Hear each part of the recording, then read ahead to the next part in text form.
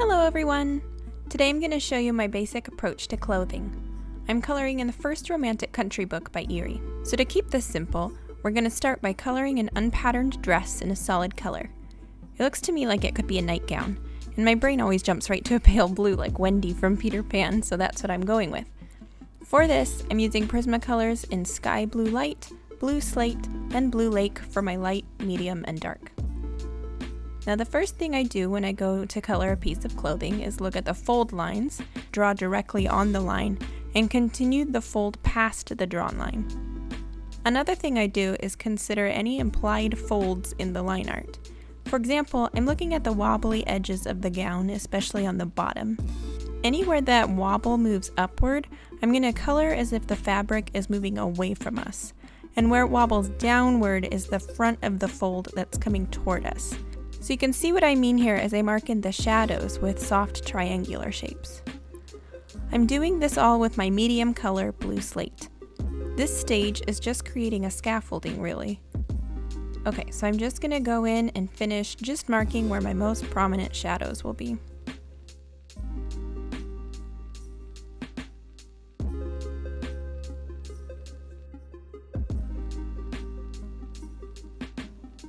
Now I'm looking up top, and I'm going to mark directly under the clothespins because those will create an inward fold where they're squeezing the fabric.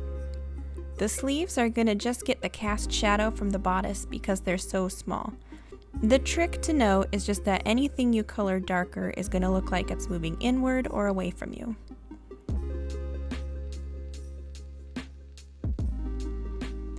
I'm now taking the lightest color, Sky Blue Light, and going over and extending the shapes I've already put down. This is a really light color and I'm using a really light hand, so anything I'm not super happy with is easily erasable at this point.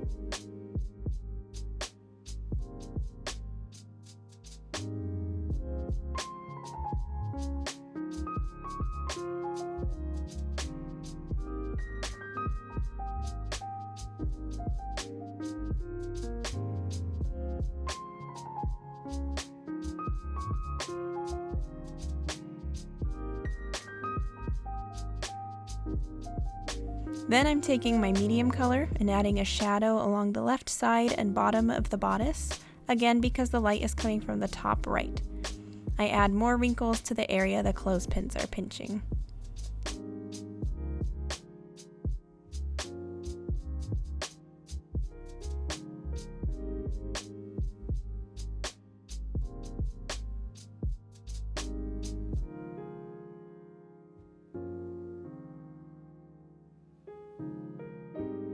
Now that I'm pretty satisfied with where everything is headed, it's time to darken it up a bit and solidify some shapes.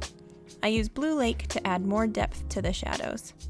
Use a really light hand again, and these darker sections should be smaller or about the same size as the original scaffolding we created.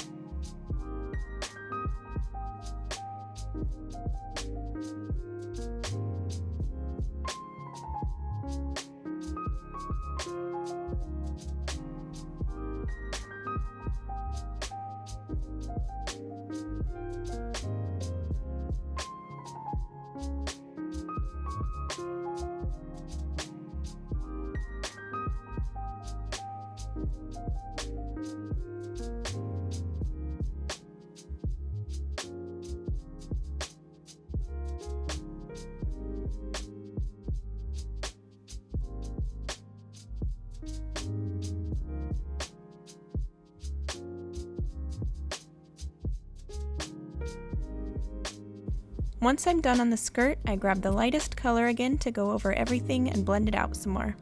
This is still pretty light, I'm not burnishing yet. If you want your dress to look more satiny or shiny, the only thing you have to do is use darker shadows while leaving the light sections alone.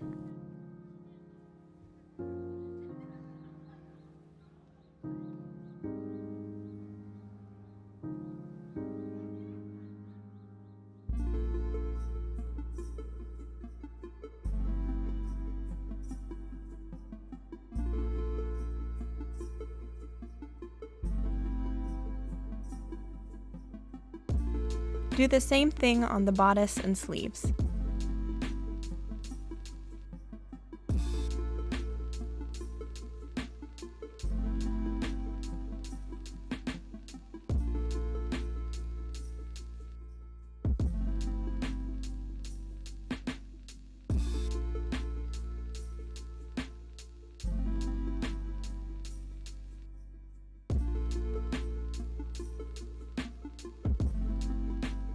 I wasn't happy with the length of one of these folds, so I just made an adjustment with the eraser. Some last little darkening here and there, and that's it.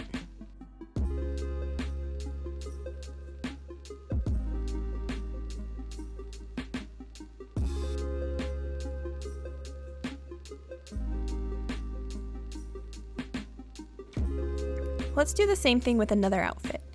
This time it's not a big wavy skirt and we'll create a denim texture. I'm going to use blues again, but they'll be a bit more on the gray end to look more denim-y.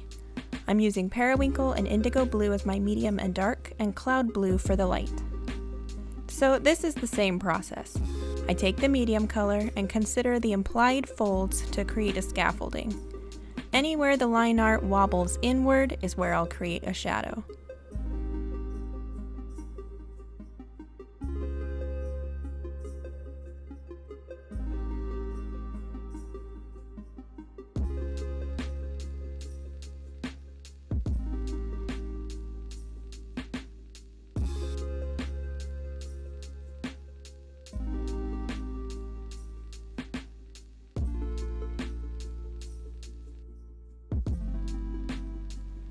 These pants look balloonish because of the cuff at the bottom, so I'm making them look a bit puffy by coloring around the edges and leaving the middle light. I'm also creating some fold lines at the bottom anywhere the line art is wobbling upward. Also, because I want this to have a bit of a denim texture, I'm allowing the tooth of the paper to show through more than I normally would.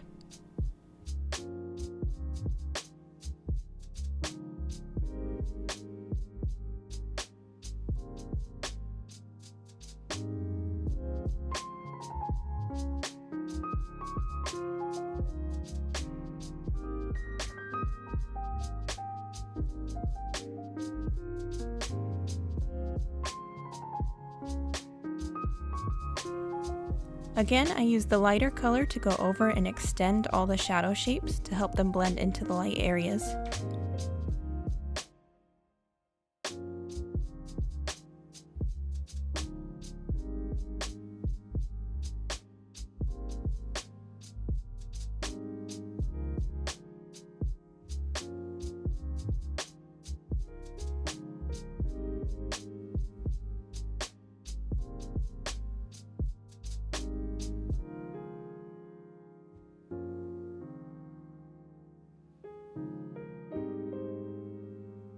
The next step is to gradually deepen the shadows and overall color, so I do that by going back in and darken with the mid-tone, before finally going in with the indigo.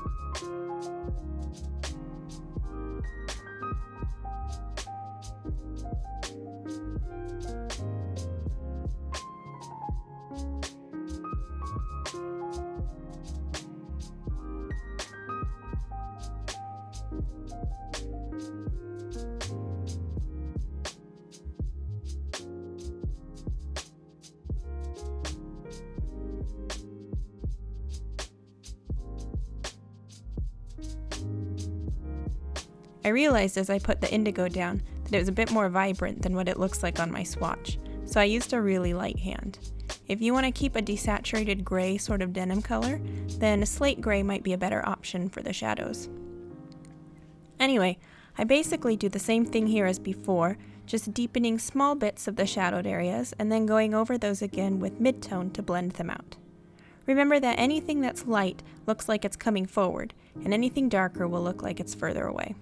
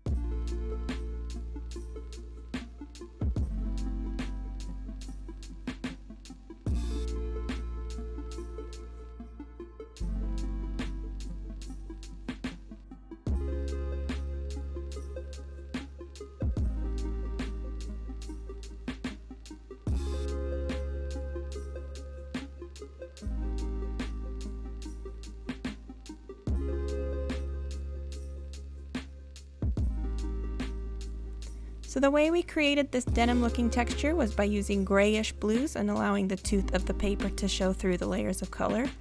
I also like to use a tiny eraser like the Tombow Mono to bring out some of the highlights and create other small lines in places where the fabric likely gathers a lot, particularly where the legs join together.